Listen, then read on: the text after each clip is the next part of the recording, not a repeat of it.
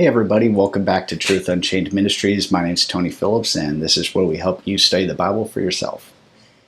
The book of Romans can be a difficult book, and it is one of the longer of the Pauline epistles. So we're going to go verse by verse through this book to understand how it applies to you and me as saved believers. We'll discuss the assurance of salvation, what's going on in the world right now, and why we still sin even though we're saved. So with all that said, let's begin marching through the book of Romans.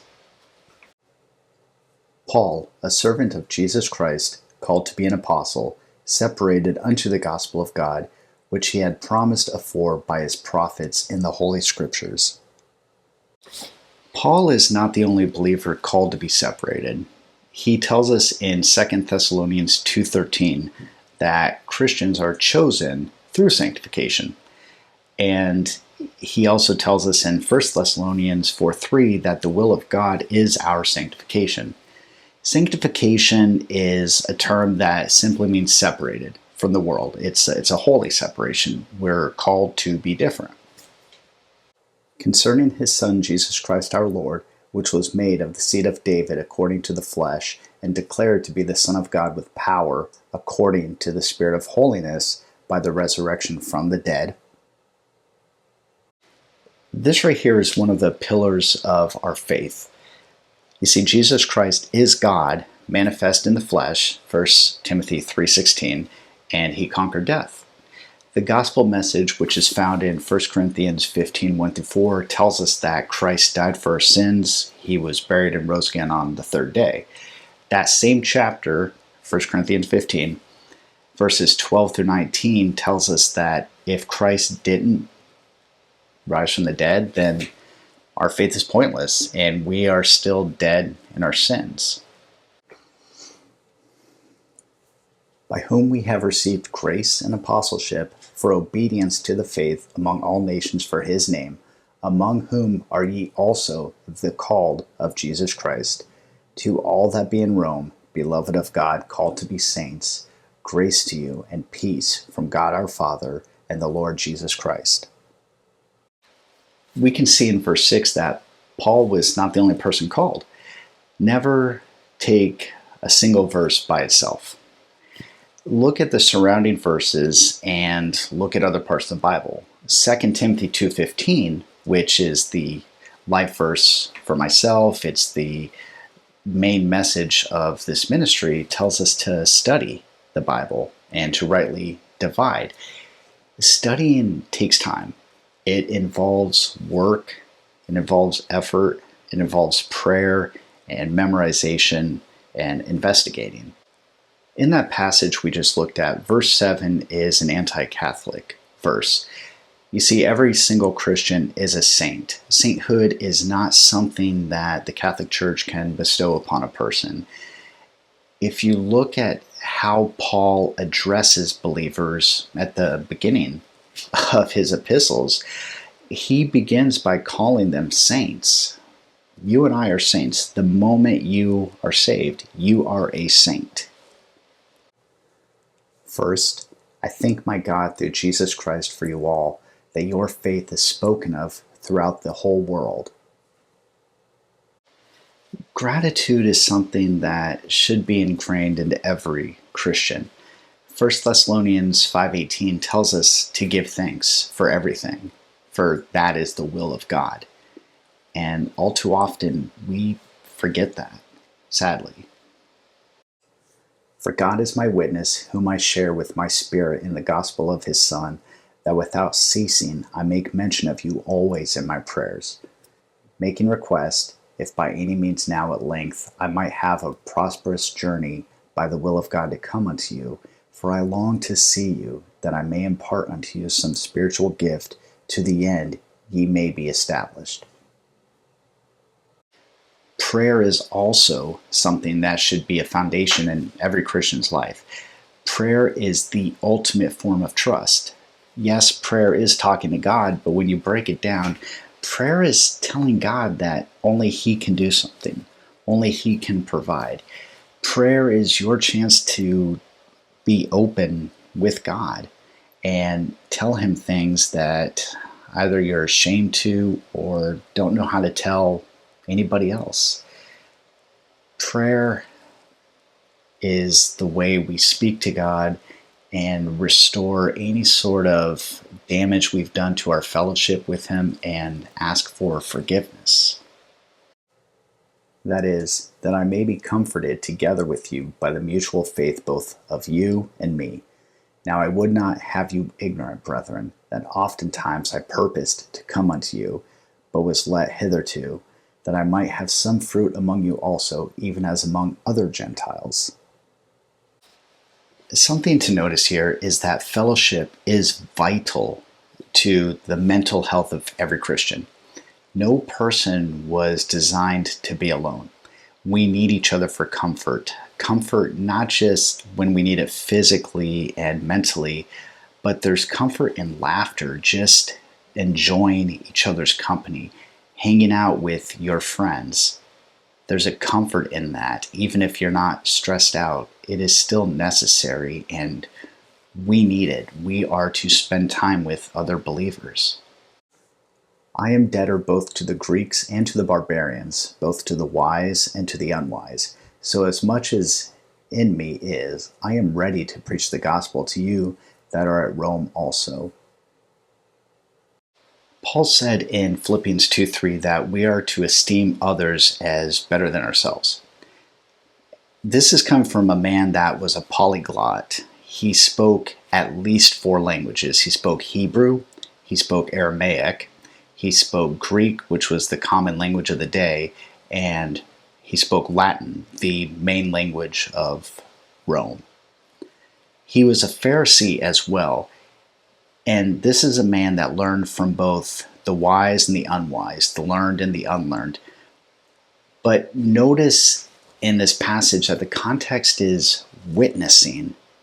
It's not just gaining knowledge. The context is witnessing. And it's about practical experience. There are things that can only be learned through practical experience. You can read something all day long, you can go over it in your head, but you're not going to really know it until you have that hands-on experience. Take a look at this passage from Proverbs. Answer not a fool according to his folly, lest thou also be like unto him. Answer a fool according to his folly, lest he be wise in his own conceit. Now this passage is either a contradiction or it's a passage that can only be understood through practical experience. Another example can be found in Jude verses 22 and 23. That passage in Jude gives us more light into witnessing. You see, some people are going to accept the gospel because they're overcome by the love that God shed for them by sending his only son to die for our sins. Other people, and this is the camp I fell into, they get saved because they don't want to go to hell. Experience. You cannot witness the exact same way to every single person using the exact same verses. You have to study, as we looked at. You have to be in prayer. You have to be thankful for the opportunity. You need to do it with other Christians and also ask them for advice. And you need to just go out and do it. For I am not ashamed of the gospel of Christ, for it is the power of God unto salvation to everyone that believeth, to the Jew first, and also to the Greek. For therein is the righteousness of God revealed from faith to faith, as it is written, the just shall live by faith. You see, we should never, ever be ashamed of the gospel. We should never be ashamed of the one that saved us from hell. 2 Timothy 4:2 tells us that we should always be ready to preach the word. You and I are justified by faith alone, and you find that in Romans 5:1 and Ephesians 2:8 through 9. For the wrath of God is revealed from heaven against all ungodliness and unrighteousness of men who hold the truth in unrighteousness, because that which may be known of God is manifest in them, for God hath showed it unto them. Okay, first thing I'd like to point out is that you have to understand that as Christians, you and I are not subject to the wrath of God. I repeat, we are not subject to his wrath. 1 Thessalonians 1:10 tells us that we're delivered from God's wrath. And that's very important because it deals with the assurance of our salvation, which we'll look at as we go through this book. But please understand that although we can make God angry, that is different from his wrath. Being corrected, being chastised, as the Bible says, it is far different from the wrath of God. For the invisible things of him from the creation of the world are clearly seen, being understood by the things that are made, even his eternal power and Godhead, so that they are without excuse, because that, when they knew God, they glorified him not as God, neither were thankful, but became vain in their imaginations, and their foolish heart was darkened. As we look at the remainder of Romans, we're going to shift from that practical application for every believer to what is going on in society and why. And it's really going to hit home for us in this Western world. So people will always want proof for God's existence, but they'll fail to use their eyes and actually look around. The intricacies of creation did not happen by accident. God showed his power and his existence by the simple fact that he created life. Look at the migration of birds. They know when to migrate and where to go. And just as miraculously, they know when to come back and where their nests were when they left. Humans, we would be lost without GPS and maps and all this stuff, but birds, they don't need that. That's not an accident. Look at the hibernation of bears. Bears sleep at a specific time. They store up food, a specific amount for a specific time. That's embedded into their DNA. That wasn't some accident. Furthermore, God revealed the Godhead to us through creation, Godhead being the biblical term for the Trinity. If you look at matter, you've got solid, liquid, gas. Three distinct states, yet still matter, still the same element. You have time, past, present, future. The past is not the same as the future, the present is not the same as the past, etc., but it's still time.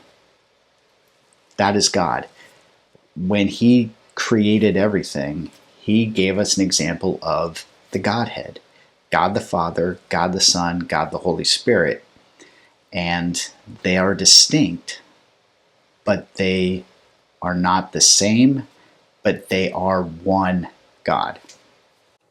Professing themselves to be wise, they became fools, and changed the glory of the uncorruptible God into an image made like to corruptible man, and to birds, and four-footed beasts, and creeping things. Wherefore God also gave them up to uncleanness through the lusts of their own heart, to dishonor their own bodies between themselves, who changed the truth of God into a lie, and worshipped and served the creature more than the Creator, who is blessed forever. Amen. We see here evolution, we see here paganism, and we see man exalting himself as God. Rejecting God, rejecting the Bible, it has consequences beyond just going to hell. And I say that lightly because hell is extreme and not pleasant at all, but there are consequences prior to that will take place here on earth. For this cause God gave them up unto vile affections, for even their women did change the natural use into that which is against nature, and likewise also the men, leaving the natural use of the woman, burned in their lust one toward another, men with men working that which is unseemly, and receiving in themselves that recompense of their error which was meet. The result of rejecting Jesus Christ as Savior, rejecting what God said in the Bible, rejecting God as Creator. We see in these verses that it produces rampant homosexuality, gender confusion, body mutilation. This is a punishment for rejecting Him. But by His grace, people that live that way still can get saved before they die. But the Bible's clear right here that God's given them over to that reprobate mind. And even as they did not like to retain God in their knowledge, God gave them over to a reprobate mind to do those things which are not convenient, being filled with all unrighteousness, fornication, wickedness, covetousness, maliciousness, full of envy, murder, debate, deceit, malignity, whisperers, backbiters, haters of God, despiteful, proud, boasters, inventors of evil things, disobedient to parents, without understanding, covenant breakers, without natural affection, implacable, unmerciful, who knowing the judgment of God, that they which commit such things are worthy of death, not only do the same, but have pleasure in them that do them. This wraps up chapter 1 of Romans. Take care, and I look forward to seeing you next time. God bless, and remember, study to show thyself approved unto God, a workman that needeth not be ashamed, rightly dividing the word of truth. Take care.